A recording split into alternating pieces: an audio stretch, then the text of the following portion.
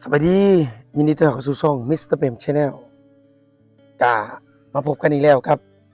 ช่องน้อยๆของมิสเตอร์เปมกับเมื่อนี้เรามาตามกระแสดราม่าที่กำลังเป็นอยู่ณ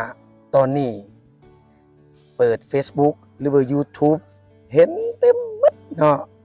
ไปสะดุดเห็นคอมเมนต์ตัวหนึ่งก็อยู่ในช่องข่อยเองเนาะช่องข่อยเห็นคลิปที่ผ่านๆมากะมีหลายๆคอมเมนต์ที่มีคนมาคอมเมนต์อยู่ในช่องเนาะอย่างคอมเมนต์ตัวนี้นี่คือสะดุดตาแล้วก็สำหรับข่อยเป็นตาหัวเนาะเฮามาเบิ่งว่าเป็นจังไดเพิ่นว่าลาวต้มลาวเกิดขึ้นแล้วพี่น้องเอาความจริงนี่เราเว้าถูกนะลาวต้มลาวนี่ได้จังหวะจังซั่นเฮามาเบิ่งคนมาคอมเมนต์เฮานี่นะสื่อเขียนเนี่ยเป็นภาษาไทยหมดแต่เผอิญคอมเมนต์เป็นภาษาลาวอันนี้เขาก็เลยมาแปลกใจว่ามันบ่แปลกที่คนไทยเขามาว่าลาวต้มลาวคนกลุ่มนี้เหมือนคนประเภทใดคนกลุ่มนี้คือคนที่บ่ยอมรับความจริงที่เกิดขึ้นภายในประเทศเช่นเขาบ่มักระบอบที่เป็นอยู่อันนี้ก็เฮาก็บ่ขอก้าวก่ายเขาเพราะว่าเขาบ่มักนี่ซะเขาก็เลยเห็น Facebook ปลอมเนาะไปคอมเมนต์ในเพจใน YouTube หรือว่าใน Facebook พวกนี้เขาว่านักเลงคีย์บอร์ดเนาะเป็นคนที่บ่มีตัวตนมีตัวตนแต่บ่ฮู้ว่าเขาเป็นไผ แล้วมาเบิ่งคอมเมนต์ตัวนี้ก็ตัวเคเนาะคอมเมนต์ตัวนี้เฮาก็ดีใจเนาะคอมเมนต์ว่าสิกับเพิ่นว่าเป็นกำลังใจให้พี่น้องฝั่งลาว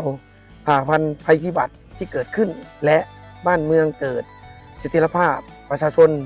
มีความสุขนะครับโอเคเนาะขอบใจหลายสำหรับคอมเมนต์นี้เนาะเมื่อวานในธรรมดาขอเช็ดคลิปแล้วเนาะแต่ว่าข่อยมีภารกิจไปแลกเปลี่ยนประสบการณ์เกี่ยวกับวิชาการด้านเรียกงานที่ข่อยเฮ็ดอยู่ที่ประเทศไทยเนาะแล้วก็เลยบ่ได้เฮ็ดคลิปแต่ก็มันมีหลายปัญหาที่เกิดขึ้นเนาะยกตัวอย่างคือคลิปนี้เฮามาฟังกันเนาะสินค้าจีนกำลังทะลักเข้ามาในไทยแบบไม่หยุดเรากำลังจะตายกันจริงไหมคำตอบก็คือจริงครับคือจริงๆคนไทยเราเนี่ยนิยมนำเข้าสินค้าจากจีนเนี่ยมาเป็นอันดับหนึ่งมาหลาย10 ปีแล้วนะครับว่าแต่ก่อนเนี่ยมันไม่ได้มีปัญหาอะไรนะครับทุกคนเพราะว่ามันยังไม่มีแพลตฟอร์มออนไลน์แล้วก็อีกคลิปนี้การนำเข้าของเข้ามาเนี่ยก็เอามาส่งให้ร้านขายส่งร้านขายส่งเนี่ยก็มาส่งให้ร้านขายปลีกร้านขายปลีกเนี่ยเมื่อทุนจีนเข้ามาครอบครองประเทศไทยทั้งทางตรงและก็ทางอ้อมทั้งเทาทั้งดำทั้งขาวตอนนี้มาล่าสุดเลยนะไก่ทอดจีนเนี่ยบุกตลาดไทยคนกินชอบใจแต่ไก่ทอดหาดใหญ่เอาความจริงเนาะคือคนเฮานี่ส่วนหลายนี่บ่ค่อยแนมมาที่ประเทศเฮาเนาะเอาความจริงคือข่อยบ่ได้มีอคติกับคนไทยเลยเพราะว่าหยังคือข่อยนี่เสพข่าวไทยฟังเพลงกับฟังเพลงไทยอ่านหนังสือบางเทื่อก็อ่านภาษาไทยเนาะมีครูบาอาจารย์ก็เป็นคนไทยมีอ้ายเอ้ยน้องอ้ายฮักหมู่เพื่อนก็เป็นคนไทยล้วนแหละจะเป็นคนไทยเนาะคือขอไปประเทศไทยทุกคนทิกแท้ดี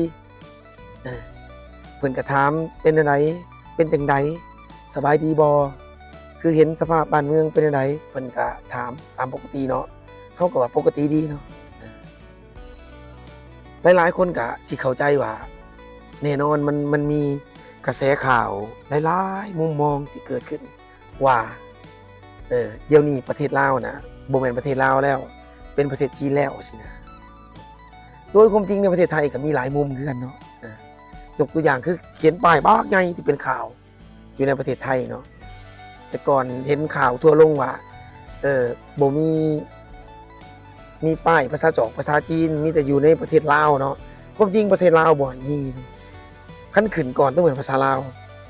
ต่อมาภาษาจีนภาษาไทยบ่หรือภาษาอังกฤษบ่เนาะเขาจะบ่ให้มีภาษาจีนขึ้นก่อนเด็ดขาดหรือภาษาคนอื่นก่อนเด็ดขาดแต่อยู่ประเทศไทยทำมีคือกันดังต้องเรียนข่าวกันนี่แหละแล้วเป็นยังคนถึงว่าแบบสี่เนาะลาวต้มลาวเนาะเกิดขึ้นแล้วพี่น้องก็คือเป็นสี่แหละมันก็มีเหตุการณ์ที่เกิดขึ้นในบ้านเฮาก็มีเหตุการณ์เกิดในประเทศไทยก็มีแต่ส่วนหลายคนไทยเขาจะบ่ได้ค่อยเอาเรื่องที่เกิดขึ้นในบ้านเขาเป็นจำนวนหลายมาเว้าเนาะเข เขาจะเว้าแต่กระแสที่เป็นประเทศอื่นมาเว้าจะเป็นส่วนหลายโดยที่ความจริงคือคนลาวกับเสพสื่อไทยคือกันเนาะดังที่ท่านรู้แหละประชากรจีนหลายเนาะทุนจีนหลายเนาะบางคนว่าโอ้ยจีนกลืนลาวจีนกินลาวไปแล้วเนาะโอ้ยจักสิว่าได้พี่น้องเลยหลายเว้าหลายแบบเนาะคือเว้าแหละคอมเมนต์ตัวนี้ก็แม่นเนาะคนพูดไม่ได้มาคนมาเขาไม่ได้พูดบ่าวเอ้ยฮ่าฮ่าอย่าไปเชื่อคนพวกบดีแค่ดิมันก็มีคือกันสำหรับคนออกมาเว้าอ่ะนะยิงคอมเมนต์มันมีหลายคอมเมนต์เนาะเขาจะไงทุกคนเห็นได้หลายมุมหลายๆอย่างที่เกิดขึ้นภายในประเทศเฮาเนาะคนให้กำลังใจก็มีเนาะคนบ่ให้กำลังใจก็มีเนาะคือคอมเมนต์นี่แหละขอให้เลิกด้อยค่าดูถูกเพื่อนบ้านกันเสียทีเถอะครับ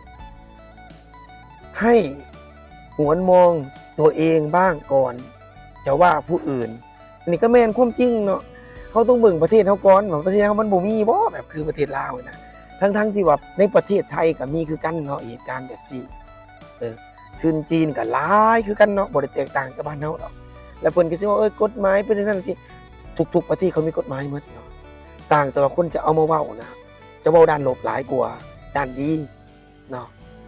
สำหรับมื้อนี้ก็บ่มีหยังหลายดอกอันนี้แหละลาวต้มลาวเนาะบางทีก็จะเว้าคือกันว่าไทยต้มไทยก็มีเนาะตัวกันไปตัวกันมาเนาะทั้งที่ว่าข่าวบ้านเขาก็มีคือกันแบบนี้เนาะสำหรับผู้ใดที่มัก